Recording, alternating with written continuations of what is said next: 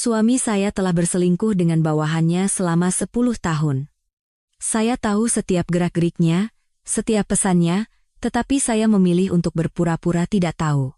Suami saya yakin bahwa saya tidak akan pernah meninggalkannya karena saya telah mengorbankan seluruh karier saya untuk berdiri di belakangnya. Namun, dia tidak tahu bahwa saya tidak buta. Saya telah menunggu satu momen yang tepat untuk membuatnya dan selingkuhannya membayar semuanya di depan semua orang. Dan momen itu adalah hari ulang tahunnya yang ke-53. Saya selalu memulai pagi akhir pekan saya dengan rutinitas yang sama. Di penthouse kami yang terletak di kawasan Sudirman, Jakarta, saya akan menyiapkan sarapan ala barat yang sempurna untuk suami dan putra saya, menata meja, menyeduh teh, dan membuat kopi. Dari luar, siapapun akan iri dengan apa yang mereka sebut sebagai keluarga bahagia saya. Namun, hanya saya yang tahu bahwa semua ini hanyalah sebuah drama yang telah berlangsung terlalu lama. Pagi itu pun sama. Saat saya meletakkan sepotong roti panggang renyah di atas piring, saya mendengar langkah kaki putra saya yang familiar turun dari lantai atas. "Bunda, wangi rotinya enak sekali. Saus buatan Bunda memang yang terbaik." Sepertinya tidak ada teman di sekolahku yang sarapannya seenak ini. Saya tersenyum dan mengelus lembut kepala putra saya, berkata dengan suara hangat, "Kamu harus makan yang banyak agar bisa tumbuh besar seperti teman-temanmu." Pintu kamar terbuka, dan suami saya, Baskara Wijaya, keluar dengan pakaian olahraganya. Jam tangan mewah yang berkilauan masih melingkar di pergelangan tangannya. Dia berjalan lurus ke meja makan, duduk di kursi tanpa memandang siapapun, lalu dengan ringan mengulurkan tangan kirinya ke arah saya. Tanpa perlu berkata-kata, saya tahu apa yang dia inginkan. Saya dengan tenang meletakkan secangkir kopi panas yang sudah disiapkan ke tangannya dan mengajukan pertanyaan yang biasa saya ajukan. "Pagi ini mau pergi kemana?" Dia menyesap kopinya tanpa mengangkat kepala. "Main golf dengan partner baru. Perusahaan akan segera mendapatkan kontrak besar." Saya mengangguk dan berkata dengan lembut, "Hati-hati di jalan, ya. Nanti malam aku akan siapkan makanan kesukaanmu, jadi pulanglah lebih awal." Dia mengangguk sekilas, matanya masih terpaku pada layar ponselnya, lalu menoleh ke putra kami dan berkata dengan nada bangga, "Dimas, belajar yang rajin, ya. Nanti kamu harus mewarisi perusahaan ayah." Dimas buru-buru menelan roti yang sedang dikunyahnya dan menjawab, "Iya, baik, ayah." Hening sejenak. Saya memandangi ayah dan anak yang duduk di hadapan saya. Yang satu sibuk memperluas kerajaan bisnis digitalnya, yang lain masih muda dan mengagumi sosok ayahnya yang sukses. Dan saya, di antara dua generasi itu, hanyalah sosok yang melayani, merawat, dan menjadi pendukung setia, seperti bayangan. Keesokan siangnya, angin mulai berhembus di Jakarta. Dimas meminta izin kepada saya untuk pergi ke sebuah toko buku besar di dekat Plaza Indonesia untuk membeli buku latihan bahasa Inggris untuk ujian masuk universitas.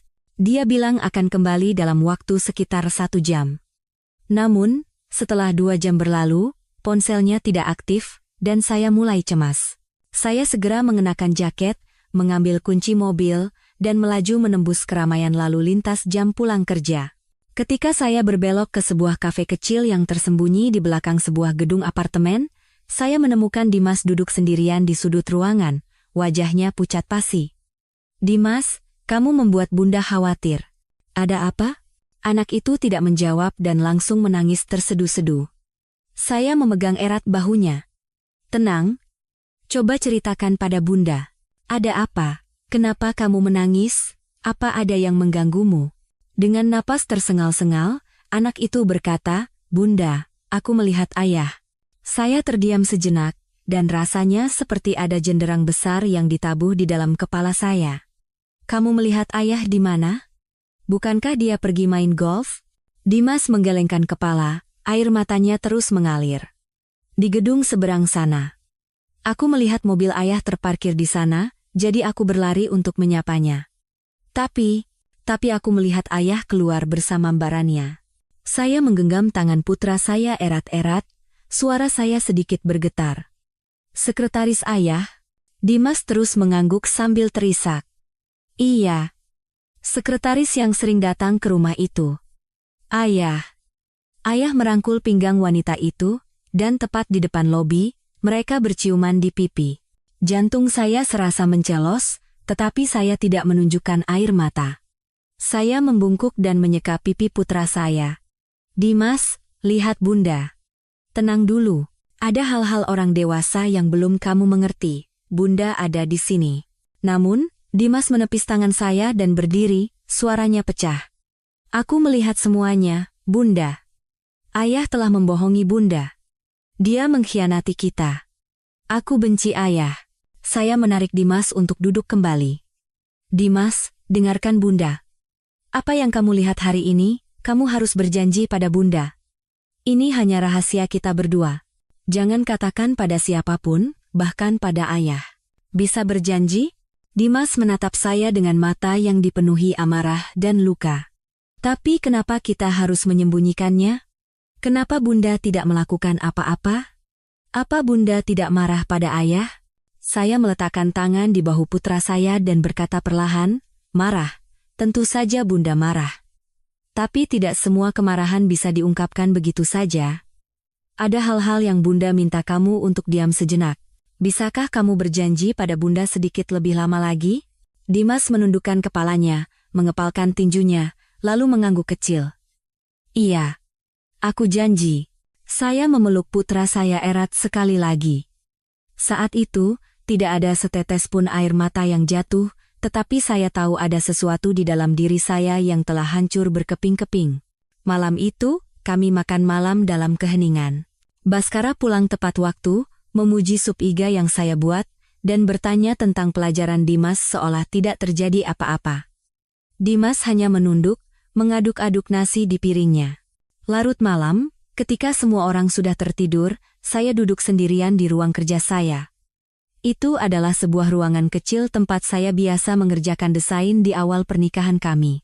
Di atas rak, masih ada piala penghargaan sebagai desainer terbaik. Di bawahnya, ada sketsa-sketsa dan desain gaun pengantin serta gaun pesta yang sudah usang, yang dulu saya impikan untuk menjadi merek saya sendiri. Saya membukanya satu persatu dengan tenang.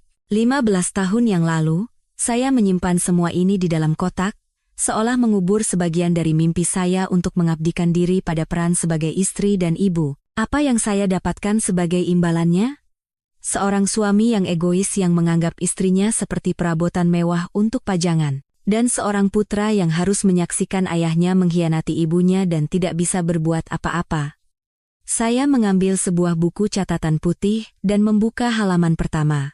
Tangan saya sedikit gemetar, tetapi goresan tintanya jelas, rencana untuk kebebasan. Saya menggumamkan kata-kata yang terasa tenggelam jauh ke dalam hati saya. Menceraikannya sekarang terlalu mudah bagi mereka. Mereka akan menikah dan hidup bahagia di atas semua yang telah kubangun untuknya. Tidak, aku tidak bisa pergi dengan tangan kosong. Aku harus mendapatkan kembali bukan hanya harta, tetapi juga kehormatan dan masa depan untuk Dimas dan diriku sendiri. Sejak hari yang menentukan itu, saya bukan lagi wanita yang berdiri di balik pintu, menunggu suami pulang, memasak, dan menunggu sang pengkhianat duduk di meja makan. Saya memulai perjalanan saya sendiri, dengan tenang, diam-diam, tetapi dengan setiap langkah yang diperhitungkan dengan jelas. Setiap malam setelah Dimas tertidur, saya duduk di depan komputer di kamar kecil di ujung lorong. Ruangan yang dulu saya gunakan untuk mendesain gaun pengantin teman-teman saya kini telah menjadi markas strategi hidup saya. Saya bergabung dengan sebuah klub pengusaha wanita, tempat berkumpulnya para wanita yang kembali berkarier setelah sempat mundur demi keluarga. Pada pertemuan pertama, saya tidak berniat berbagi banyak, hanya duduk dan mendengarkan. Namun, seorang wanita berusia sekitar 50-an, berpakaian rapi dengan tatapan mata yang tajam namun penuh pengertian, mendekati saya terlebih dahulu. Saya Dewi. Anda Ibu Soraya, kan? Wajah Anda tidak asing. Saya tersenyum ringan dan hendak bertukar basa-basi, tetapi dia mencondongkan tubuhnya dan berbisik, apakah suami Anda Baskara Widjaja? Saya terdiam sejenak, lalu mengangguk.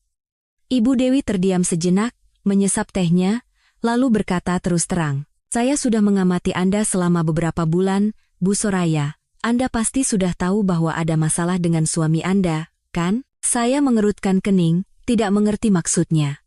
Dia melanjutkan, tidak perlu terburu-buru. Sayalah yang mengatur agar putra Anda menyaksikan perselingkuhan ayahnya. Saya terkejut. Mengapa? Anda pasti bertanya-tanya mengapa saya melakukannya. Bukan untuk ikut campur, tetapi karena kita memiliki musuh yang sama. 15 tahun yang lalu, suami saya memiliki sebuah perusahaan rintisan. Baskara, yang saat itu adalah partnernya, diam-diam mengambil alih saham dan menyingkirkan suami saya dari perusahaan. 3 bulan kemudian, suami saya bunuh diri karena tekanan utang dan kebangkrutan. Saya telah menunggu kesempatan ini sejak lama. Saya tidak mengatakan apa-apa, hanya menatapnya. Di dalam hati saya, muncul perasaan aneh yang dingin sekaligus panas. Dan sejak saat itu, saya tahu bahwa saya tidak lagi sendirian. Sebulan kemudian, saya melihat Dimas sering duduk di depan komputernya. Saya pikir dia sedang belajar, jadi saya tidak terlalu memperhatikannya. Suatu malam, ketika saya masuk ke kamarnya untuk menidurkannya, saya melihat anak itu mengenakan earphone, matanya terpaku pada layar, sedang mengatur grafik suara. Dimas, sedang apa? Saya mendekat. Dimas terkejut, melepas earphone-nya, dan menoleh ke arah saya. Sedang mendengarkan file rekaman. Saya mengerutkan kening. Rekaman apa? Punya siapa? Dimas memutar kursinya sepenuhnya dan berkata dengan suara tegas, aku memasang aplikasi spyware di ponsel ayah. Maafkan aku, Bunda. Tapi aku harus melakukan ini. Saya terperangah. Dimas, kamu gila? Apa kamu tahu betapa berbahayanya ini? Dimas tetap tenang. Aku tidak bisa hanya diam saja, Bunda. Ayah dan selingkuhannya itu menelepon setiap malam. Mereka membicarakan sebuah apartemen di kawasan Kuningan. Aku sudah tahu alamatnya, dan aku juga tahu kata sandi kunci pintunya. Saya tidak bisa tidak terkejut bahwa putra saya telah melakukan pengawasan serahasia ini. Saya memeluk Dimas. Dimas, dengarkan Bunda. Kamu masih anak-anak. Kamu tidak boleh terlibat dalam urusan orang dewasa seperti ini. Dimas melepaskan pelukan saya dan menatap mata saya lurus-lurus. Bunda berjuang sendirian. Aku tidak mau melihat Bunda hancur. Aku sudah besar sekarang. Aku bukan anak kecil lagi. Aku ingin membantu Bunda. Saat itu, saya tidak tahu bagaimana harus merespons. Saya hanya tahu bahwa putra saya telah tumbuh dewasa, dan saya harus melindunginya dengan cara apapun. Suatu siang, Ibu Dewi mengajak saya bertemu di sebuah restoran Jepang langganannya. Dia masuk sambil membawa sebuah amplop coklat dan meletakkannya di atas meja. Saya rasa Anda perlu tahu ini. Saya membuka amplop itu. Di dalamnya ada foto Rania, yang sedang memasuki Hotel Grand Hyatt Jakarta, sambil membawa sebuah tas kerja. Pria yang bersamanya adalah Handoko, direktur utama sebuah perusahaan teknologi raksasa yang merupakan pesaing langsung perusahaan suami saya. Saya langsung bertanya, sudah berapa lama mereka bertemu? Saya sudah mengawasinya selama 3 minggu. Rata-rata mereka bertemu 2 kali seminggu. Dugaan saya benar. Rania bukan sekadar selingkuhan, dia adalah mata-mata industri yang mencoba mencuri informasi tentang proyek Garuda. Saya bersandar di kursi. Pikiran saya kosong selama beberapa detik, lalu saya berkata pelan, jika proyek itu gagal, perusahaan suami saya akan hancur, dan harta saya serta Dimas akan lenyap seperti asap. Ibu Dewi mengangguk dengan serius. Ini bukan lagi soal balas dendam. Ini medan perang. Jika kita tidak menyerang lebih dulu, orang lain akan menginjak-injak kita tanpa ampun. Saya tersenyum pahit, suara saya menjadi dingin. Tidak ada yang boleh menggunakan apa yang telah kubangun untuk menghancurkanku. Dengan cara apapun, inti terakhirnya akan kulindungi. Segera setelah menemukan hubungan mencurigakan antara Rania dan Handoko, saya tahu saya tidak bisa tinggal diam lagi. Saya bertemu dengan Ibu Dewi di kantor pribadinya di sebuah restoran mewah. Bu Dewi, apakah Ibu pernah menyewa detektif swasta yang bisa melacak transaksi ilegal? Tanya saya dengan suara tenang namun tegas. Ibu Dewi meletakkan cangkir kopinya. Matanya tidak menunjukkan keterkejutan. Kamu ingin melacak suamimu? Atau Handoko? Keduanya. Dan juga Rania. Dia tidak bertanya lebih lanjut dan mengangguk. 3 hari kemudian, dia memberikan sebuah map kepada saya. Di dalamnya terdapat laporan terperinci dari seorang detektif swasta yang telah mengikuti setiap gerak-gerik Rania selama 2 minggu. Saya membuka map itu ke halaman yang berisi foto-foto berwarna. Dalam foto itu, Rania duduk di sebuah kafe yang sepi, mengenakan kacamata hitam, menyerahkan sebuah USB perak kepada seorang pria yang mengenakan lencana asisten eksekutif perusahaan Handoko. Itu senjatanya, kata Ibu Dewi pelan. Jika di dalam USB itu ada data proyek Garuda, maka perusahaanmu sama saja seperti menyerahkan jantungnya kepada pesaing. Saya menutup map itu, memasukkannya ke dalam tas, dan merendahkan suara saya. Kalau begitu, mari kita lihat seberapa lama lagi dia bisa bersembunyi. Saya memilih sebuah kafe di puncak gedung hotel di SCBD sebagai tempat pertemuan. Cukup pribadi, tetapi tidak terlalu terpencil. Saya mengirim undangan kepada Rania melalui pesan anonim, ada yang perlu dibicarakan mengenai Tuan Handoko, temui saya besok jam 9 pagi. Jika tidak datang, Anda akan menyesal. Tepat pukul 8.055, dia muncul.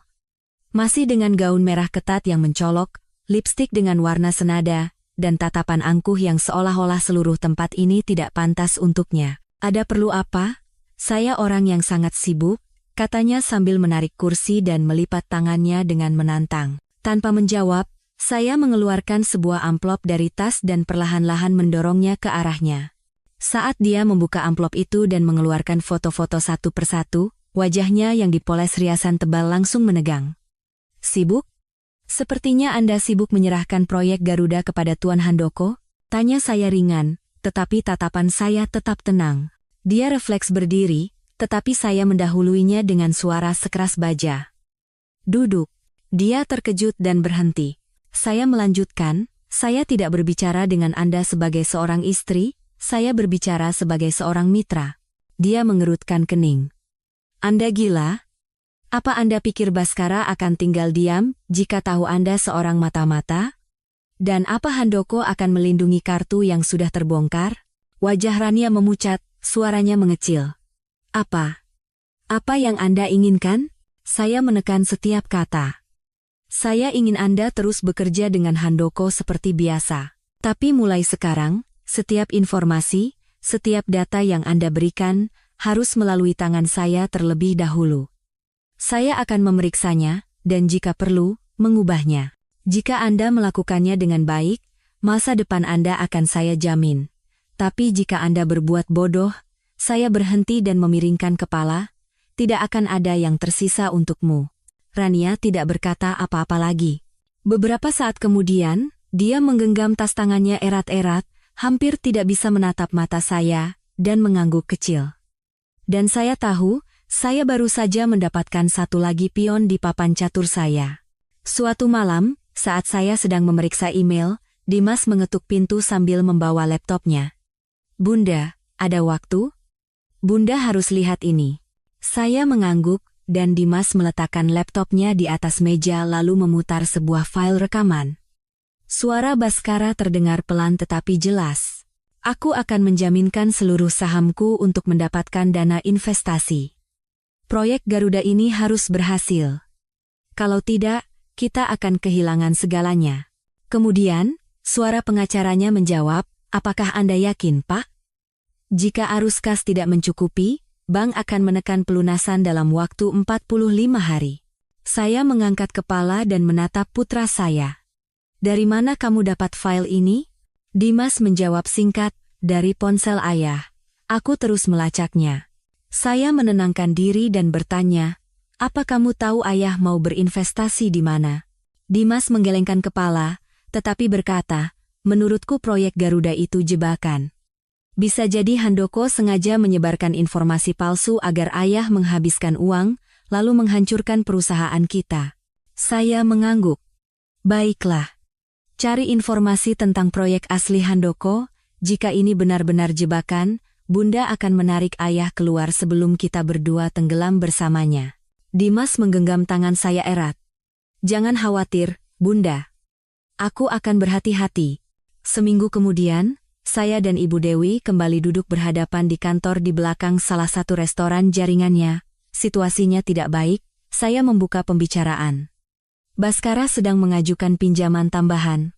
Jika tidak dihentikan, dalam 3 bulan perusahaan akan bangkrut. Ibu Dewi mengangguk. Kita tidak bisa membiarkan perusahaan itu bangkrut. Jika bangkrut, semua sahammu juga akan menjadi nol. Saya bertanya, Bu Dewi, apakah Ibu masih berhubungan dengan para pemegang saham minoritas? Tentu. Beberapa dari mereka yang dulu dipaksa menjual saham dengan harga murah kepadanya masih membencinya. Saya menggigit bibir. Tolong Ibu beli kembali saham-saham itu sedikit demi sedikit. Saat dia jatuh, saya ingin duduk di kursi direktur utama. Ibu Dewi menatap saya dengan tatapan bangga. Baik. Akan kubeli diam-diam atas nama perusahaan Ibu, agar tidak ada yang tahu siapa di baliknya. Saya tersenyum pahit. Permainan ini baru saja dimulai. Saya memasuki kantor pengacara Mitasari, yang diperkenalkan oleh Ibu Dewi. Seorang wanita berusia awal 40-an, bertubuh kecil tetapi dengan tatapan setajam pisau. Saya sudah diberitahu oleh Ibu Dewi. Apa yang bisa saya bantu? Tanyanya tanpa basa-basi. Saya mengeluarkan sebuah map dari tas. Ini bukti perselingkuhan, dan ini rencana risiko keuangan karena menjaminkan seluruh saham perusahaan. Pengacara itu memeriksa setiap dokumen, lalu berkata, kita akan menjalankan 3 hal. Pertama, saya akan memastikan semua transaksi saham Anda dilakukan secara anonim agar tidak dapat dilacak. Kedua, berdasarkan bukti yang Anda berikan, saya akan menyiapkan gugatan cerai dan permohonan pembekuan aset. Ketiga, saya akan menyusun rencana pengelolaan terpisah untuk melindungi putra Anda, baik secara finansial maupun mental. Saya mengangguk, berdiri, dan berjabat tangan dengannya. Terima kasih. Dalam 3 minggu, semua rencana harus selesai. Tepat 3 minggu lagi, di hari ulang tahunnya yang ke-53, panggung itu akan disiapkan. Malam itu, saat saya sedang membereskan beberapa dokumen terkait pemegang saham di ruang kerja, pintu terbuka dengan kasar. Dimas masuk dengan wajah pucat, dan di iPad di tangannya, sebuah berita kilat terpampang jelas. Bunda, lihat ini. Anak itu terengah-engah sambil menyodorkan layar ke hadapan saya. Saya membaca judul berita itu, pihak Handoko umumkan proyek teknologi terobosan Nusantara, ancaman langsung bagi Garuda pesaing. Saya sengaja mengerutkan kening. Ini mirip dengan proyek Garuda milik ayah, ya. Bukan hanya mirip, Bunda. Jauh lebih unggul. Aku baru saja menonton konferensi persnya. Pihak mereka mengumumkan teknologi inti yang memungkinkan integrasi AI secara real-time. Punya ayah masih dalam tahap uji coba. Saya mengangguk dan meletakkan iPad, tetapi Dimas tidak berhenti. Dia mengeluarkan earphone nirkabel dari sakunya, menyambungkannya ke ponselnya, lalu memberikannya kepada saya. Bunda, dengarkan ini. Ayah baru saja menelepon seseorang. Aku merekamnya dengan aplikasi. Saya sedikit mengerutkan kening tetapi memasang earphone. Suara Baskara yang familiar terdengar, tetapi sangat panik. Handoko. Bedebah itu menipuku untuk menjual proyek Garuda dengan harga murah di tengah kekacauan ini. Jika ini terbongkar, aku bahkan tidak akan bisa mempertahankan posisiku sebagai direktur. Saya mendengarkan sampai di situ, dan tidak berkata apa-apa. Tanpa harus melihatnya membanting meja, melempar kursi, atau berteriak, hanya dengan mendengarkan saja, sudah cukup untuk merasakan wujud serigala tua yang taringnya telah dicabut semua. Saya melepas earphone, meletakkannya di atas meja, menghela napas panjang, lalu berkata pelan, sudah waktunya memulai tahap ini. Keesokan paginya, saya tiba di ruang rapat lantai 5 restoran Ibu Dewi. Di dalam ruangan, pengacara Mitasari dan Dimas sudah menunggu saya. Ibu Dewi membuka laptopnya dan menampilkan ringkasan kondisi saham di layar. Soraya. Pasar sedang panik. Saham perusahaan suamimu anjlok. Para pemegang saham kecil siap menjual, kita bisa mempercepat rencana kita 2 kali lipat. Dimas segera maju. Bunda, aku bisa melacak aliran pesanan jual-beli secara real-time. Jika ada saham yang tiba-tiba dijual murah, aku akan langsung memberitahu. Pengacara Mita Sari mengangguk dan memberikan setumpuk dokumen kepada saya. Semua prosedur hukum yang diperlukan untuk setiap tahap sudah saya siapkan. Semua transaksi akan dilakukan atas nama perusahaan Ibu Dewi, dan jika perlu, saya akan mendirikan dana anonim tambahan untuk membeli saham atas nama Anda. Saya menatap ketiga orang itu, dan pandangan saya tertahan lebih lama pada putra saya. Mari kita mulai. Setiap lembar saham, setiap sen uang yang lepas dari tangannya, aku ingin menarik semuanya ke tanganku. Kemudian saya menoleh ke pengacara Mita. Tolong segera ajukan permohonan pembekuan asetnya dengan alasan risiko tinggi dalam pengelolaan harta bersama suami istri di tengah krisis perusahaan. Pengadilan pasti akan menyetujuinya. Baik. Akan segera saya proses, jawab Mita Sari dengan tegas. Permainan secara resmi telah memasuki babak terakhir. Malam itu, saya sengaja masuk ke ruang kerja Baskara. Dia duduk sendirian, di atas mejanya ada segelas anggur yang belum habis. Cahaya lampu meja yang kekuningan menyinari wajahnya yang kuyu. Saya mendekat perlahan dan berkata dengan suara lembut, "Mas Baskara." Dia mengangkat kepala. Matanya lelah, tetapi ada secercah harapan saat melihat saya. "Kamu belum tidur?" Saya duduk di samping mejanya dan menuangkan sedikit anggur lagi untuknya. "Meskipun seluruh dunia memunggungimu, aku dan Dimas ada di sini. Kita masih punya keluarga, kan?" Dia tersenyum sedih. "Maaf sudah membuatmu khawatir." Saya dengan lembut meletakkan tangan saya di atas punggung tangannya. "Yang lalu biarlah berlalu. Sebentar lagi ulang tahunmu yang ke-53, kan? Aku ingin mengadakan pesta yang sangat besar untuk menunjukkan kepada semua orang bahwa kita masih kuat dan belum runtuh." Dia menatap saya dengan mata memerah.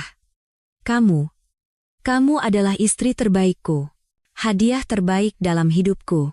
Saya tersenyum lembut seolah tidak terjadi apa-apa. "Percayalah padaku.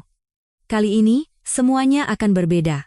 Saat itu, hanya ada satu pikiran yang bergema jelas di benak saya. Ya, semuanya akan berbeda. Karena malam ini adalah malam di mana aku akan melepaskanmu di atas panggung yang kau kira milikmu. Malam itu, aula perjamuan Hotel Bintang 5 itu seperti panggung teater yang megah. Karpet merah terbentang panjang, dan cahaya gemerlap dari lampu kristal memenuhi ruangan dengan kemewahan. Di depan cermin, saya merapikan gaun hitam berhias mutiara. Ini adalah gaun pemakaman untuk pernikahan saya yang berusia 25 tahun. Dimas membuka pintu dan masuk.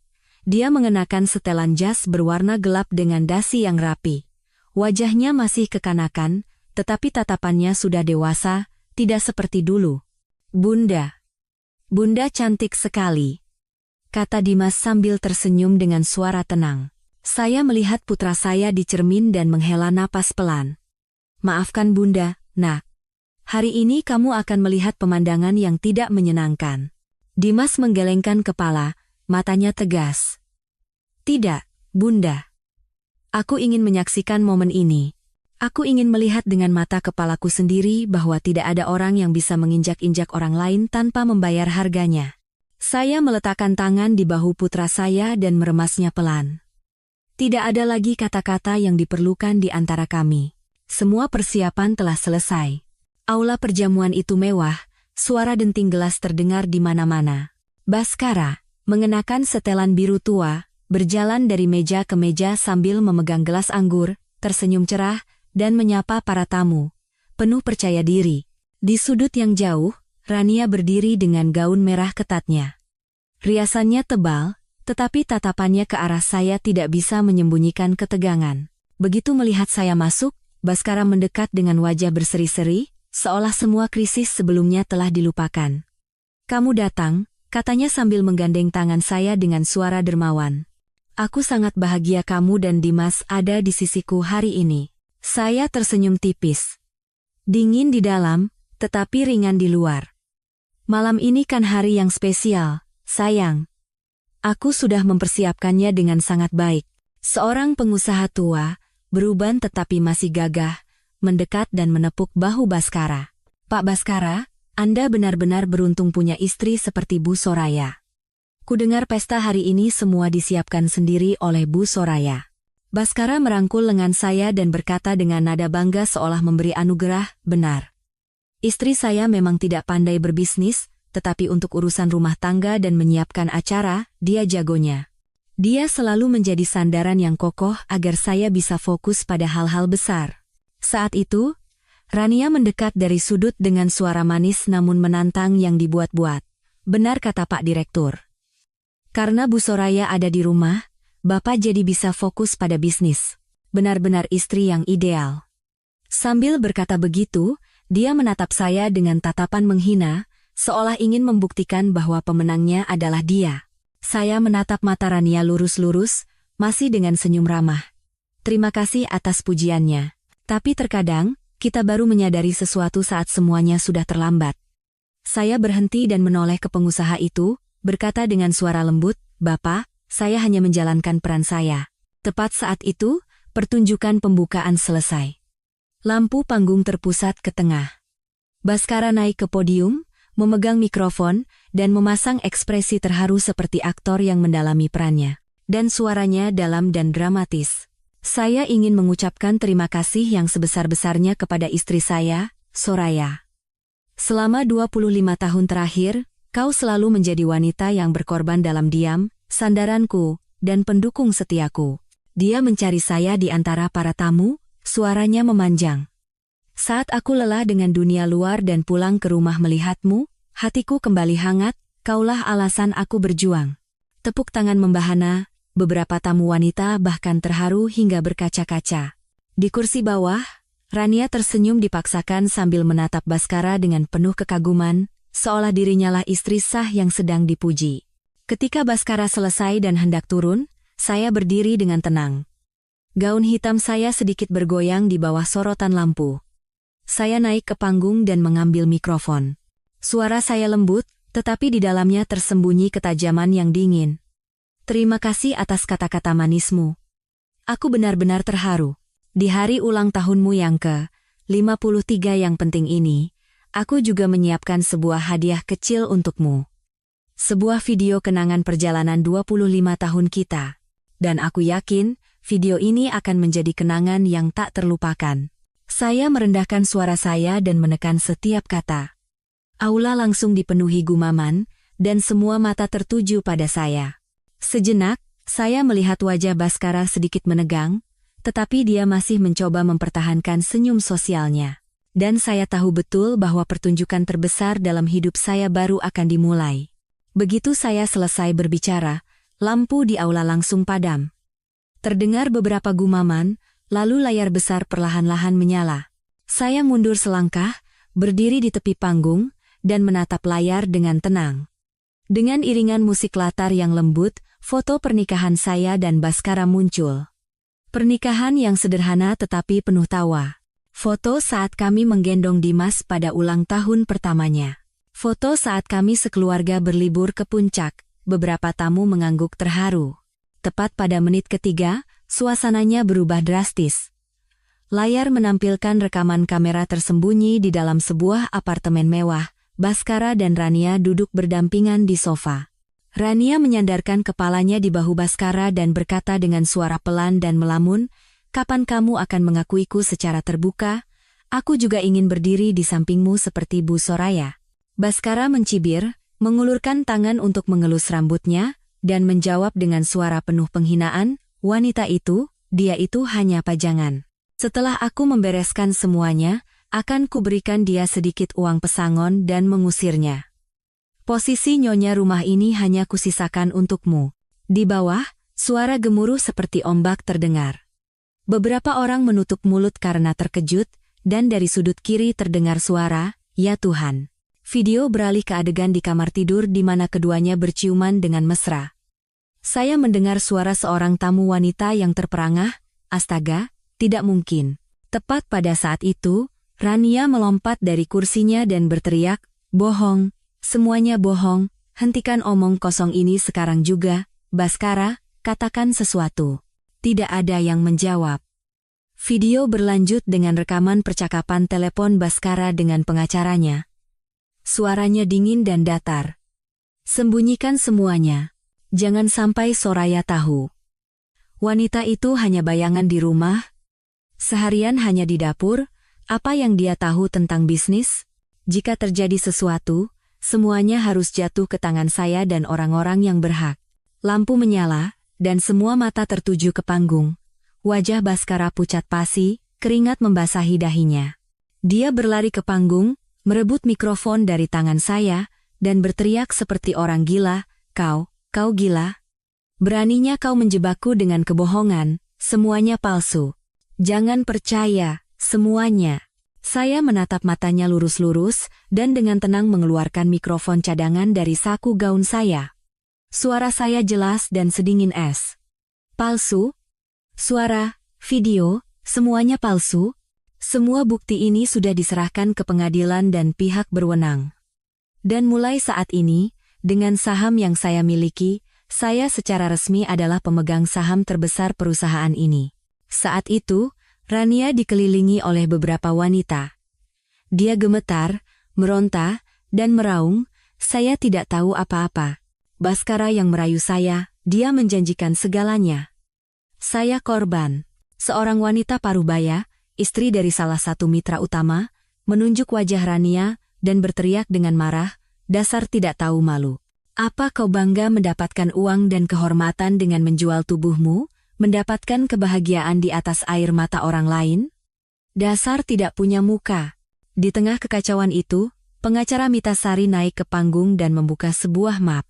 Tuan-tuan dan nyonya-nyonya, kami, sebagai kuasa hukum Ibu Soraya, secara resmi telah mengajukan gugatan cerai sepihak ke pengadilan. Selain itu, berdasarkan bukti penggelapan dan penyelewengan dana, kami telah meminta pembekuan seluruh aset pribadi Tuan Baskara untuk tujuan penyelidikan. Baskara terhuyung-huyung, matanya terbelalak, wajahnya membiru. Dia berteriak putus asa, kalian menjebakku, aku akan menuntut kalian semua. Kalian akan membayarnya. Lalu, dia kehilangan kendali, terhuyung beberapa langkah, dan jatuh pingsan di atas panggung di tengah seruan kaget para hadirin. Seseorang berteriak, cepat panggil ambulans. Saya turun dari panggung. Di belakang saya, tertinggal teriakan, sirene ambulans, dan tatapan mata yang tak terhitung jumlahnya. Dimas sudah menunggu di depan pintu. Wajahnya pucat, tetapi matanya tidak lagi kekanakan. Putra saya memeluk saya erat dan berkata dengan suara tercekat, Bunda, Bunda tidak apa-apa. Saya mengelus kepala putra saya dan berkata pelan, maafkan Bunda, Nak, tapi mulai sekarang, kita bebas. Di belakang punggung saya, siren ambulans meraung-raung. Saya menggandeng tangan putra saya, dan berjalan lurus menuju pintu besar hotel, tanpa menoleh ke belakang sekalipun. Saya terbangun di sebuah ruang yang benar-benar asing namun anehnya terasa akrab. Sunyi. Tidak ada lagi aroma parfum pria yang bercampur dengan bau rokok, tidak ada pesan singkat yang dikirim diam-diam, tidak ada tatapan menghindar atau ucapan dingin yang merendahkan. Apartemen baru saya dan Dimas berada di lantai 18, cukup luas, terang, dan yang terpenting, tidak ada kebohongan di dalamnya. Suara gemerisik spray membuat saya menoleh. Dimas bangkit dari sofa. Rambutnya acak-acakan, matanya belum sepenuhnya terbuka, tidak berkata apa-apa, tetapi tatapannya masih menyiratkan kebingungan. Dia melihat koran di atas meja. Sebuah judul berita besar memenuhi halaman depan, konglomerat Baskara Wijaya jatuh di pesta ulang tahunnya. Skandal seks, uang, dan kekuasaan, pernikahan berdarah. Selingkuhan kabur, istri naik tahta sebagai pemegang saham terbesar. Suara telepon memecah keheningan. Saya mengangkatnya. Halo. Di seberang sana, terdengar suara yang akrab dan serak. Dewi di sini. Sudah lihat berita? Seluruh kota gempar. Ada kabar Rania dipukuli di bandara. Saya mengerutkan kening. Dipukuli? Nyalakan TV, sedang siaran langsung sekarang. Saya mencari remote dan menyalakan saluran berita. Di layar, seorang reporter sedang melaporkan dari depan bandara. Berita terbaru, Rania, yang dikenal sebagai selingkuhan Baskara Wijaya, dilaporkan diserang oleh sekelompok wanita saat mencoba meninggalkan negara ini, petugas keamanan segera turun tangan. Layar beralih ke pemandangan menyedihkan Rania yang babak belur, rambut acak-acakan, menutupi wajahnya dan meraung-raung. Saya korban. Saya ditipu. Baskara menipu saya. Saya tidak tahu apa-apa. Saya mematikan TV dengan tenang. Dimas mengangkat kepala dan bertanya dengan suara pelan, "Bunda, apa itu tidak terlalu kejam?" Saya menghela napas panjang. Bukan karena puas, tetapi karena kenyataannya begitu gamblang. Dalam pertarungan ini, tidak ada yang sepenuhnya tidak bersalah, Nak. Dimas mengangguk pelan tanpa kata. Saya tahu kami masih punya banyak pekerjaan yang harus dilakukan. Puing-puing lama telah dibuang, sekarang saatnya membangun kembali dari fondasi. Pukul 10 pagi, saya tiba di kantor pusat perusahaan. Tempat yang dulu hanya diperuntukkan bagi rapat dewan direksi yang tidak pernah bisa saya masuki. Pintu ruang rapat terbuka, dan saya melangkah masuk. Suara sepatu hak tinggi saya beradu dengan lantai kayu, dan udara di dalam ruangan terasa berat dan menyesakkan. Semua pemegang saham sudah duduk, wajah mereka muram atau penuh curiga. Direktur tertua, Pak Oemar, memecah keheningan lebih dulu. Dia menggebrak meja dengan keras dan meledak, "Perusahaan diambang kebangkrutan, kita tidak bisa hanya duduk dan bertengkar seperti ini, kita harus segera mencari investor." Beberapa orang mengangguk dan berbisik, saya tidak terburu-buru, berdiri di ujung meja, menunggu semua orang memperhatikan, lalu membuka mulut. "Selamat pagi, Bapak-bapak, saya Soraya. Saat ini saya memegang 35% saham perusahaan, dan bermaksud mengambil alih manajemen sementara sampai perusahaan melewati krisis ini." Dari seberang, terdengar suara tawa sinis. Seorang pria berusia 50-an dengan dasi merah berkata dengan nada mengejek, "Anda pikir apa yang bisa dilakukan oleh seorang ibu rumah tangga?" Saya tidak bereaksi, hanya mengangguk pelan dan meletakkan sebuah USB di atas meja. Ini adalah proposal rencana restrukturisasi keuangan, merek, dan sumber daya manusia. Dalam 24 jam terakhir, saya telah berhasil menegosiasikan perpanjangan utang selama 6 bulan dengan 3 bank. Saya juga telah menghubungi 2 investor strategis potensial dan merencanakan pemisahan divisi produksi dan keuangan untuk mengurangi risiko arus kas. Saya mencolokkan USB dan menyalakan proyektor. Di slide, muncul rincian utang, arus kas, dan jangka waktu penyelesaian. Setiap angka, setiap strategi, setiap langkah eksekusi terlihat jelas. Suasana di dalam ruangan berubah drastis. Suara ketukan pena berhenti, tatapan penuh curiga perlahan berubah menjadi kekaguman, lalu menjadi sikap mendengarkan yang tenang. Setelah presentasi saya selesai, Pak Oemar yang pertama kali angkat bicara. Kali ini tidak sekasar sebelumnya, tetapi tenang. "Saya kira Anda hanyalah seorang istri yang dikhianati. Sepertinya saya salah." Saya menatapnya dan berkata dengan lembut, "Saya dulu seorang desainer. Saya pernah mengelola proyek mode dengan anggaran lebih dari 10 miliar rupiah. Tapi saya melepaskannya demi keluarga. Sekarang saya kembali bukan untuk balas dendam, tetapi untuk melindungi hal-hal yang layak dipertahankan." Ruang rapat menjadi sunyi senyap. Saya tahu pertarungan ini masih panjang, tetapi hari ini, saya berhasil mengambil langkah pertama. Sore itu, hujan tidak deras, tetapi turun dengan rintik yang seolah masih menyisakan perasaan berat dari pesta naas itu. Saya duduk di ruang tamu, menenangkan pikiran sambil perlahan-lahan membolak-balik dokumen keuangan yang dikirim oleh pengacara Mita Sari. Bel pintu berbunyi. Suara dingdong yang menggema di ruang sunyi itu membuat saya terkejut sejenak. Saya bangkit dan membuka pintu, lalu saya membeku di tempat.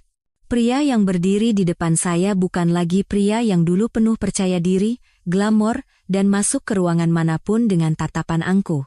Dia mengenakan kemeja kusut yang basah kuyup karena hujan, celana usang yang kompang-kamping.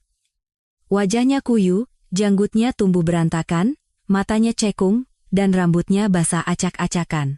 Baskara Wijaya, yang dulu disebut raja, kini tampak seperti gelandangan malang yang hanya berbau alkohol, kejatuhan, dan kegagalan. Dia yang pertama kali angkat bicara. Suaranya sangat serak, "Soraya, bisakah aku minta segelas air?"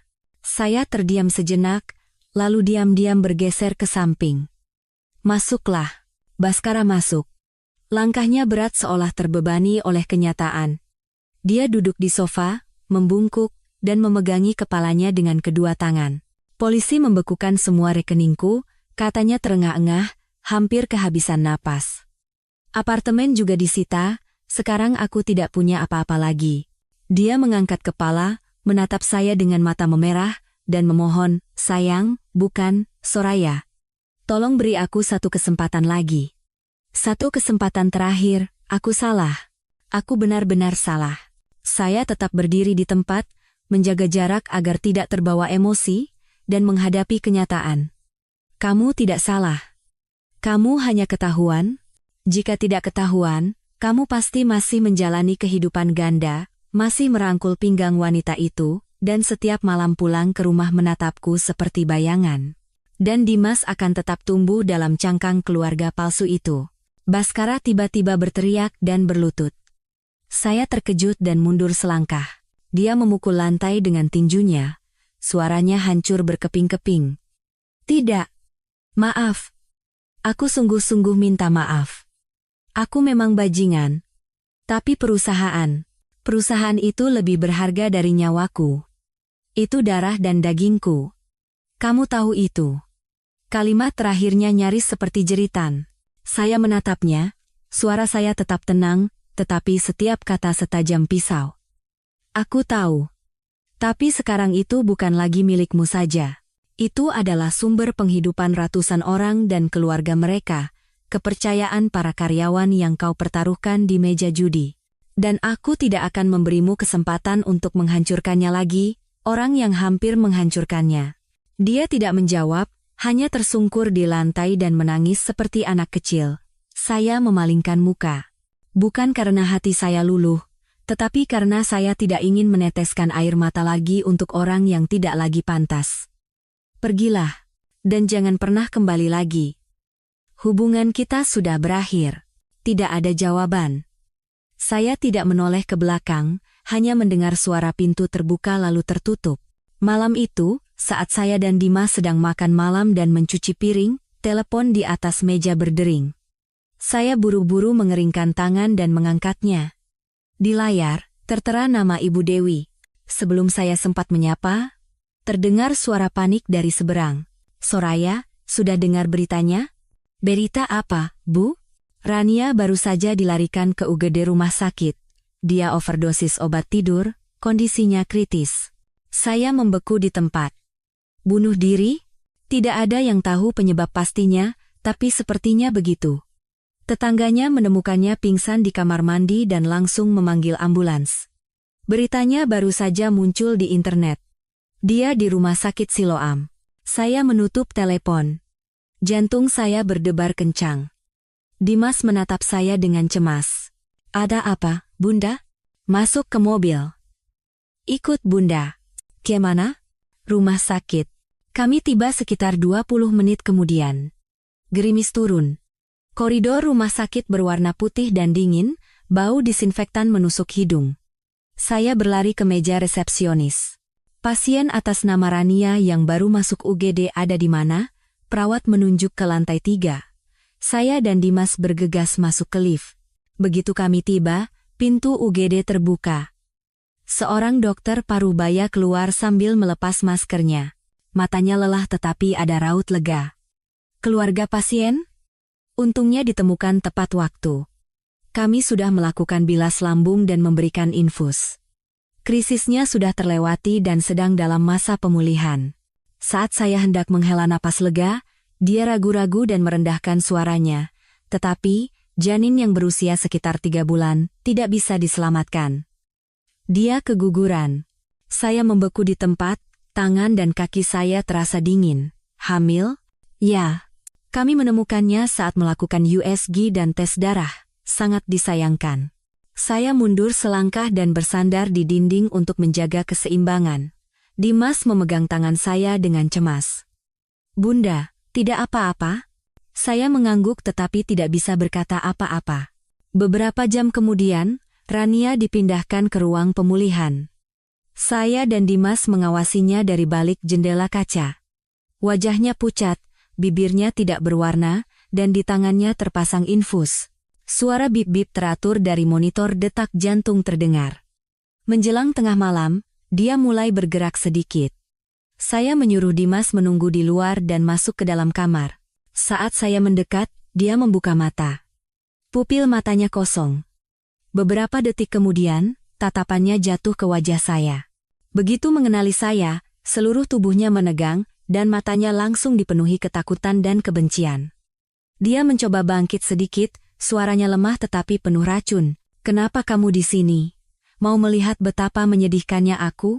Mau menertawakan aku yang kehilangan segalanya? Bahkan anak dalam kandunganku?" Saya hanya menatapnya, seolah melihat cermin yang pecah. "Aku kesini bukan untuk menertawakan siapapun.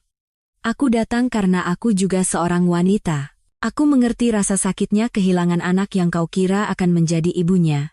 Siapapun ibunya, dalam situasi apapun, kehilangan nyawa adalah penderitaan yang tak terbayangkan." Saat itu, Rania menangis. Bukan lagi tangisan palsu dari selingkuhan licik seperti dulu. Itu adalah tangisan yang sesungguhnya, tercekat, terputus-putus, dan hancur. Dia terisak dan berteriak dalam keputusasaan, Aku hanya ingin hidup lebih baik. Kupikir dia mencintaiku, kupikir kami bisa membangun keluarga. Tapi begitu aku tidak berguna lagi, dia membuangku seperti sampah. Handoko mengancam akan menghabisiku jika aku buka mulut. Aku tidak tahu akan berakhir seperti ini. Aku benar-benar bodoh." Saya menatapnya. Tidak ada lagi kemarahan atau belas kasihan. Hanya kesedihan yang tak terlukiskan yang meresap ke dalam hati saya. Setiap orang harus membayar harga atas pilihannya. Aku, kamu, Baskara, tidak ada yang bisa selamanya lari dari konsekuensi. Tapi kamu selamat. Kamu selamat setelah melalui penderitaan itu. Mulai sekarang, hiduplah untuk dirimu sendiri. Rania tidak menjawab, hanya memalingkan wajah ke dinding. Air matanya mengalir di atas bantal putih. Saya bangkit dan keluar. Pintu kamar tertutup di belakang saya. Saya melihat Dimas. Putra saya masih di sana, menunggu dengan tenang. "Bunda, bagaimana keadaannya?" Saya mengelus kepala putra saya, dan menjawab pelan, dia baru saja mulai memahami apa itu konsekuensi. Keesokan paginya, saat saya sedang meninjau rencana penghematan biaya kuartal berikutnya, telepon berdering, itu Ibu Dewi. Begitu saya angkat, terdengar suara tegang. "Soraya, berita darurat, Handoko sekarang diam-diam membeli saham melalui beberapa anak perusahaannya. Dia mendekati para pemegang saham kecil dengan harga yang sangat rendah. Niatnya adalah menelan seluruh perusahaan." Saya terdiam beberapa detik, lalu bertanya, "Berapa harganya?" "Sekitar 40% dari nilai real saat ini." Saya mengepalkan tinju dan merendahkan suara. Memanfaatkan kekacauan perusahaan, persis seperti cara dia menipu Baskara untuk menjual proyek Garuda dengan harga murah. Ibu Dewi melanjutkan, "Pengacara Mita juga baru saja menelepon. Kita bisa menuntutnya atas tuduhan persaingan tidak sehat dan manipulasi pasar." Saya bangkit dan berjalan ke jendela. Memandang barisan mobil yang mengalir di bawah, saya berkata dengan tegas, "Tidak. Saya tidak mau menang secara hukum." Ibu Dewi terkejut. "Lalu bagaimana?" "Saya ingin mengalahkannya secara komersial, dengan senjata yang sama yang dia gunakan untuk menjatuhkan Baskara, persiapan yang matang." Saya menutup telepon, membuka laptop, dan dengan cepat menelusuri laporan keuangan, struktur kepemilikan saham, dan daftar mitra. Lalu saya memanggil dengan keras, "Dimas, ada hal penting yang Bunda butuh bantuanmu." Beberapa saat kemudian, Dimas masuk dengan piyama sambil membawa segelas susu. "Ada apa, Bunda?" Saya menatap mata putra saya lurus-lurus dan berkata perlahan, "Seseorang mencoba merebut perusahaan kita. Perusahaan yang dibangun ayah, yang dipertahankan Bunda, dan yang akan kamu warisi. Bunda tidak akan pernah membiarkan itu terjadi. Apa kamu siap berdiri di samping Bunda?" Tanpa ragu sedikit pun, Dimas meletakkan gelas susunya dan mengangguk. "Jika Bunda berjuang untuk keluarga dan karyawan, aku juga akan ikut berjuang." 2 bulan setelah pesta ulang tahun yang menentukan itu, perusahaan masih belum pulih. Saya melihat data statistik di laptop saya. Penjualan turun 38%, dana ditarik dari 2 proyek, dan 68% eksekutif senior telah mengajukan pengunduran diri. Sekeras apapun saya berusaha, seluruh sistem sedang goyah. Senin pagi, saya menerima tawaran untuk bertemu dari Handoko. Saya tahu betul dia sedang bersiap-siap untuk menerkam, menghitung kepingan-kepingan perusahaan kami yang hancur. Saya setuju. Saya ingin mendengarnya langsung dari mulutnya. Kantornya berada di lantai 32 sebuah gedung pencakar langit yang menghadap ke pusat kota Jakarta. Luas, dingin, dan penuh keangkuhan. Seorang sekretaris membukakan pintu dan mengantar saya masuk, sementara dia dengan santai menuangkan teh dan duduk di kursi utama. "Selamat datang, Bu Soraya. Silakan duduk." Dia tersenyum dengan sopan yang membuat bulu kuduk merinding. Saya duduk di seberangnya, tidak menghindari tatapannya. "Sepertinya kita tidak perlu berputar-putar." Handoko mengangguk dan mendorong selembar kertas ke arah saya. "Situasi perusahaan ibu sekarang seperti lilin di depan angin, 68% eksekutif telah pergi, mitra-mitra membatalkan kontrak satu persatu. Saya akan memberikan tawaran yang adil. Jual perusahaan Anda kepada saya dengan harga ini." Saya tidak melihat angka itu. Saya menatapnya lekat-lekat dan berkata dengan suara datar, "Anda pikir saya akan menjual aset yang menjadi sandaran hidup ratusan orang kepada orang yang dengan sengaja menghancurkannya?" Dia bersandar dan melipat tangannya. "Siapa bilang saya yang menghancurkannya? Apa ada bukti? Kalaupun ada, dalam situasi sekarang, tanpa saya, berapa lama Anda bisa bertahan? Sebulan? 2 bulan?" Suaranya berbisik rendah seperti predator sebelum menerkam mangsanya. Saya berdiri dan berkata dengan suara tenang namun tegas, "Tuan Handoko, Anda telah membuat kesalahan dengan meremehkan seorang wanita, dan saya yakin kesalahan itu akan ada harganya." Saya melangkah lebih dekat dan menatap matanya lurus-lurus. "Saya tidak akan menjual. Dan perlu Anda ketahui, saya telah menemukan beberapa petunjuk yang berkaitan dengan mantan teman dekat Anda, Rania." Matanya berkedut, dan tangannya yang sedang mengangkat cangkir teh berhenti. Suaranya menjadi dingin. "Anda mengancam saya?" Saya tersenyum ringan, tetapi tatapan saya sama sekali tidak lembut. "Tidak. Hanya memberitahu Anda bahwa permainan kita baru saja dimulai, dan aturannya saya yang tentukan." Saya meninggalkan kantornya sebelum dia sempat bereaksi. 3 hari setelah pertemuan dengan Handoko, saya menerima pesan dari Pak Omar, direktur tertua yang menentang saya dengan keras pada rapat restrukturisasi pertama. Ketika saya masuk, Pak Omar sudah duduk, dan di seberangnya ada Pak Ridwan, yang terkenal prinsipil dan juga menentang Baskara. Saya menarik kursi dan duduk, sedikit menundukkan kepala. "Terima kasih atas undangannya." Pak Omar menyesap tehnya dan menatap saya lurus-lurus. "Saya sudah mengamati Anda sejak hari itu. Termasuk usahamu untuk menyelamatkan perusahaan. Kamu bukan hanya keras kepala, tapi juga punya nyali. Yang lebih penting, kami percaya pada transparansi yang kamu bawa." Pak Ridwan meletakkan cangkir kopinya perlahan. "Dulu saya tidak suka wanita yang berbisnis dengan perasaan. Tapi Anda berbeda. Anda berani memotong gaji direksi untuk melindungi karyawan di bawah, dan Anda membuka semua pengeluaran dan kontrak secara transparan. Itu adalah hal yang tidak pernah dilakukan Baskara." Saya mendengarkan dengan tenang, lalu membuka tas dan mengeluarkan sebuah map tipis. "Saya sudah menyiapkan rencana 3 tahap, dan saya ingin mendengar pendapat jujur dari bapak-bapak, karena saya tahu kalian tidak mudah diyakinkan." Saya menjelaskan lembar demi lembar. Tahap pertama, saya akan memotong gaji seluruh dewan direksi dan jajaran eksekutif, termasuk saya sendiri, sebesar 20%. Dana ini cukup untuk mempertahankan karyawan lapangan selama 2 kuartal lagi. Pak Omar mengerutkan kening. "Itu pengorbanan yang besar." Saya mengangguk. "Tapi perlu. Tanpa mempertahankan sumber daya manusia, restrukturisasi apapun tidak ada artinya."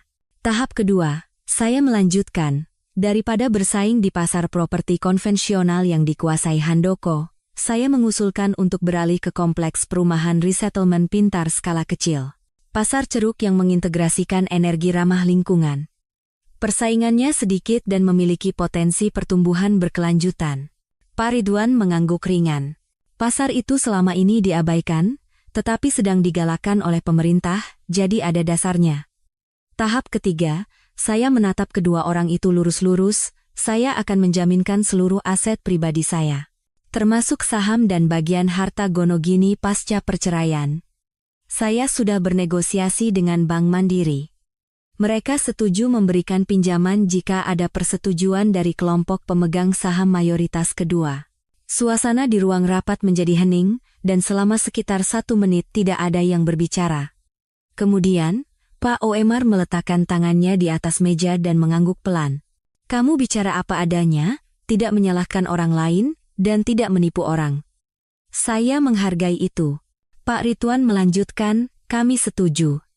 Tapi Anda harus menepati janji. Saya menatap keduanya, dan berkata dengan suara yakin, saya tidak pernah membuat janji yang tidak bisa saya tepati. Tapi saya berjanji, jika perusahaan ini bangkit kembali, itu adalah berkat orang-orang yang percaya pada hal yang benar.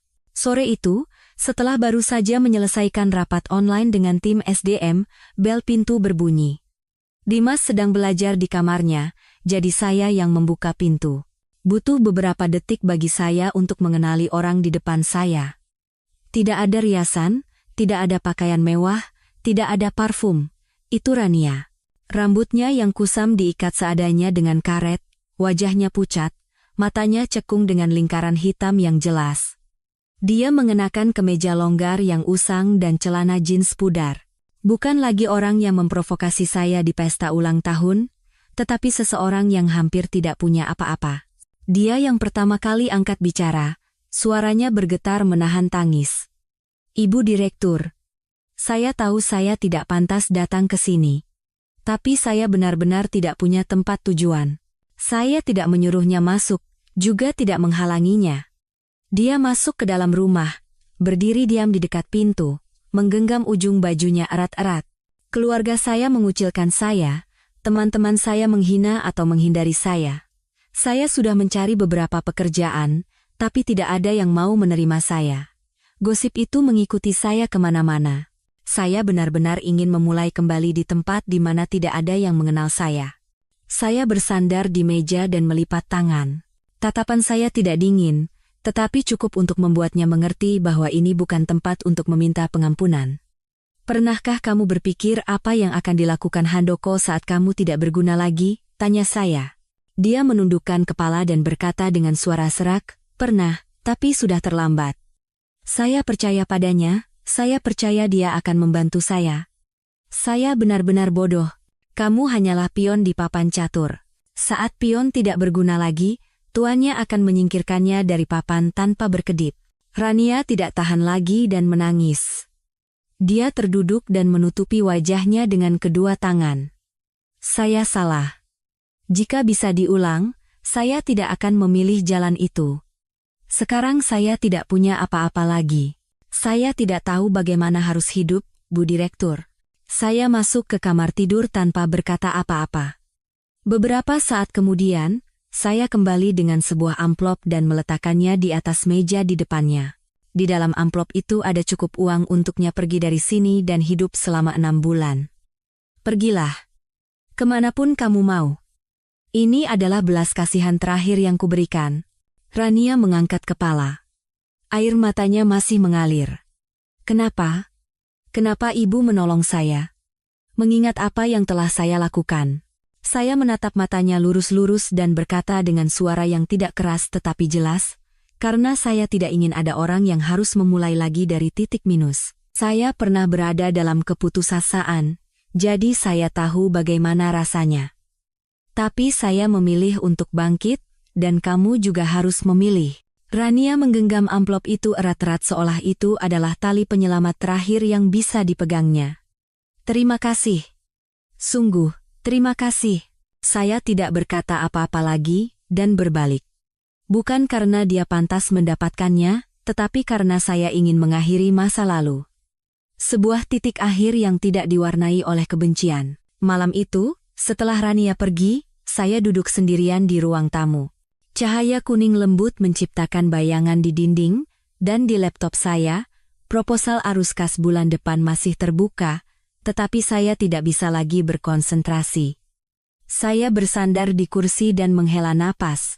Pintu kamar terbuka, dan Dimas mendekat sambil membawa sebuah buku catatan kecil. Tatapannya tidak lagi kekanakan seperti dulu. "Bunda belum tidur?" Saya tersenyum. "Kukira kamu sudah tidur." Dimas duduk di seberang saya dan meletakkan buku catatannya di atas meja. "Bunda, aku sudah berpikir. Aku tidak mau hanya menonton saja. Aku mau masuk ke perusahaan dan belajar dari hal yang paling nyata. Mulai sebagai anak magang juga tidak apa-apa, aku akan melakukan apapun yang Bunda perintahkan." Saya terdiam sejenak. "Dimas, Bunda tidak mau meletakkan beban ini di pundakmu. Kamu masih terlalu muda, dan sekarang belajar lebih penting." Dimas menggelengkan kepala, matanya jernih. "Bunda tidak tahu. Apa yang Bunda lakukan, cara Bunda berjuang, cara Bunda menanggung semuanya, itu membuatku bangga dan ingin melakukan lebih banyak lagi.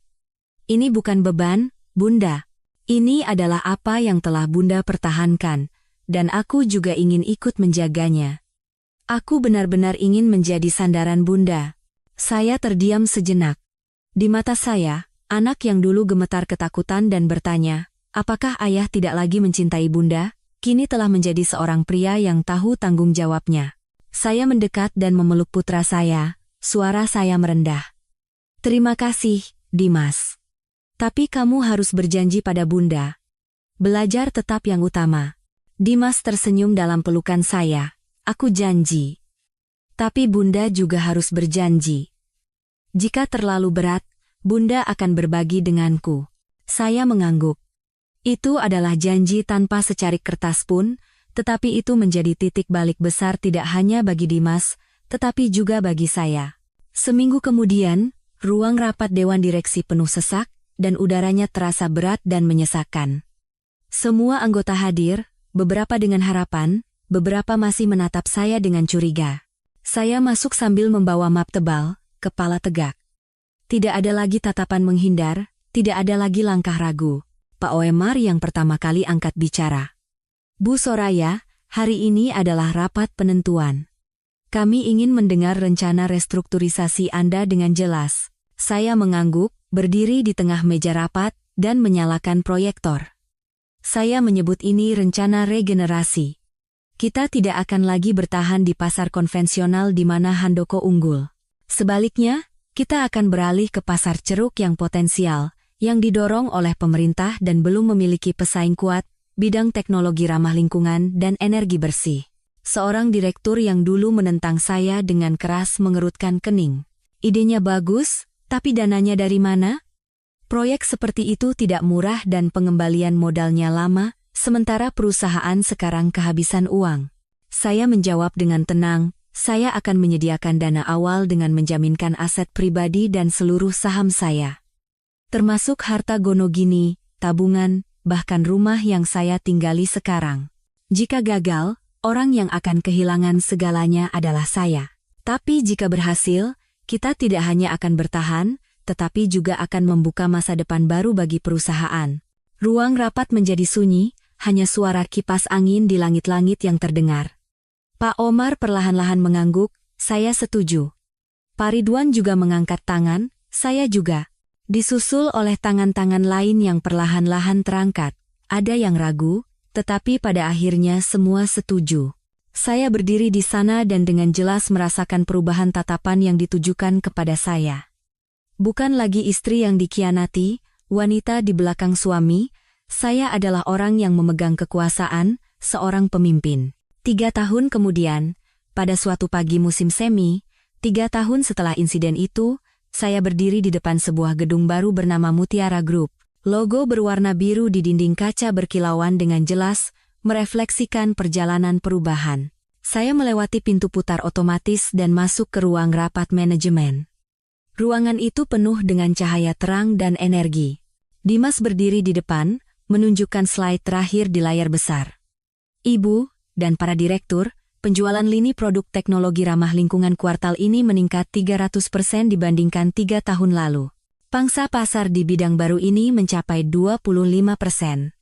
Kita tidak hanya bertahan, tetapi juga memimpin di pasar ceruk ini. Saya duduk di kursi utama dan tersenyum tipis. Pak Omar mengangguk dan berkata dengan suara rendah, "Saya masih ingat dengan jelas hari rapat yang menentukan itu. Bu Soraya memilih jalan yang tidak ada yang berani pilih. Dan hari ini, saya harus mengakui bahwa itu adalah keputusan yang berani dan sangat bijaksana." Pak Ridwan membetulkan kacamatanya dan tersenyum jarang. Belum lagi fakta bahwa kita tidak memecat satupun karyawan inti, bahkan merekrut lebih dari 100 orang baru. Saya mengangguk. Saya juga bangga dengan angka-angka ini, tetapi saya lebih bangga dengan fakta bahwa kita berhasil mempertahankan 100% pekerjaan karyawan lama. Itulah nilai inti yang ingin saya kejar. Seorang manajer muda ragu-ragu mengangkat tangan. "Ibu Direktur, jika berkenan, bisakah Ibu memberikan satu nasihat untuk generasi muda seperti kami?" Saya menatap pemuda itu dan teringat pada diri saya sendiri yang dulu diam-diam menahan diri dan bingung di dapur yang mewah namun dingin. "Jangan takut gagal," kata saya perlahan. "Tapi jangan pernah kehilangan nurani dan kejujuran." Sore itu, saat sedang menunggu kopi di sebuah kafe kecil di dekat rumah, lonceng angin berbunyi, saya mengangkat kepala dan melihat Baskara. Dia mengenakan setelan usang, sepatu kulit yang sudah pudar, rambutnya memutih, dan wajahnya tidak lagi memiliki keangkuhan seperti dulu. Dia berdiri diam. Saya meletakkan cangkir kopi saya. "Duduklah." Dia duduk perlahan, setiap gerakannya seolah berat. "Soraya. Atau mungkin saya harus memanggil Anda Bu Direktur." Saya tidak menjawab, hanya menatapnya dengan tenang. "Saya sudah mengamati apa yang telah kamu capai. Jujur saja, saya tidak pernah membayangkannya. Dulu saya pikir sayalah yang menanggung segalanya, memahami pasar, menjadi tiang keluarga. Tapi ternyata, sayalah yang menghancurkan segalanya." Saya tidak memotong ucapannya. "Sekarang saya mengajar beberapa mata kuliah manajemen di universitas. Hidup saya tenang, tidak ada uang, tidak ada kekuasaan. Tapi setidaknya saya punya waktu untuk merenung. Dan saya baru sadar betapa banyak yang telah saya rusak." Saya berkata pelan, "Mas Baskara, saya melakukan semua ini bukan untuk membalas dendam padamu. Saya hanya melakukan apa yang harus saya lakukan untuk melindungi orang-orang yang percaya pada saya." Dia mengangguk. Matanya menunjukkan kejujuran yang langka. "Saya ingin meminta maaf kepadamu, kepada Dimas, dan juga kepada Rania. Jika saja saya memotongnya. Masa lalu sudah berlalu. Saya tulus berharap kamu menemukan kedamaian di sisa hidupmu." Dia bangkit dan tersenyum sedih. "Terima kasih untuk segalanya." Dan sosoknya menghilang di balik jendela kaca. Untuk pertama kalinya, saya tidak lagi merasakan kebencian. Hanya melihat seorang pria yang membayar harga dengan kesendirian yang dingin. Malam itu, di rumah kami yang baru dan hangat di kawasan Pondok Indah, saya mengadakan pesta kecil. Ibu Dewi, pengacara Mita Sari, beberapa rekan dekat, dan tentu saja Dimas hadir. Ibu Dewi yang pertama kali mengangkat gelasnya. Wanita yang dulu hanya samar-samar ada di dapur, kini telah menjadi pemimpin tangguh yang disegani seluruh industri. "Aku benar-benar bangga padamu." Tawa pecah, dan saya menatapnya dengan rasa terima kasih. Pengacara Mita Sari melanjutkan dengan suara humoris, "Mari kita bersulang untuk para wanita yang tidak menyerah pada takdir dan menulis ulang hidup mereka dari abu." Dimas merangkul bahu saya dan tersenyum lembut. "Dan untuk wanita terkuat yang kukenal, ibuku." Mata saya berkaca-kaca. Tidak banyak kata yang diperlukan. Saya hanya mengangkat gelas saya. "Tanpa kalian semua, aku tidak akan bisa melakukan apa-apa. Inilah keluarga sejatiku." Sebulan kemudian, saya berdiri di atas panggung pada acara peluncuran dana beasiswa dan bantuan wirausaha Yayasan Fajar. Saya berpidato di hadapan ratusan orang, sebagian besar wanita muda. Saya pernah menjadi korban penipuan, prasangka, dan ketergantungan. Saya mengerti betapa tak berdayanya saat tidak memiliki kemandirian ekonomi. Saya mendirikan yayasan ini bukan hanya untuk memberikan uang, tetapi untuk memberikan kesempatan, pengetahuan, dan kepercayaan diri. Dari kursi penonton, seorang wanita muda berdiri sambil berkaca-kaca. Terima kasih, Ibu. Kisah Ibu memberi kami keberanian untuk bermimpi dan bertindak. Saya tersenyum cerah. Kebebasan bukan berarti punya banyak uang. Kebebasan baru didapat saat Anda memiliki kemampuan dan keberanian untuk memilih jalan hidup yang Anda inginkan, dan keberanian untuk bertanggung jawab atas pilihan itu. Tepuk tangan membahana, dan saya tahu hari ini, sebuah kunci untuk mematahkan belenggu tak terlihat dari takdir telah diberikan kepada generasi baru. Malam semakin larut, dan saya berdiri di balkon, memandangi kota yang berkilauan dengan lampu. Dimas mendekat, tangannya di saku celana. Ibu dan anak itu bersandar berdampingan di pagar. Bunda, setelah semua ini, apakah Bunda pernah menyesal? Saya menatap putra saya dan tersenyum. Tidak, Nak. Bunda sadar bahwa hidup itu seperti permata. Tanpa tekanan dan polesan, cahaya tidak akan pernah bisa menembus dan menciptakan keindahan. Bunda malah berterima kasih pada badai itu.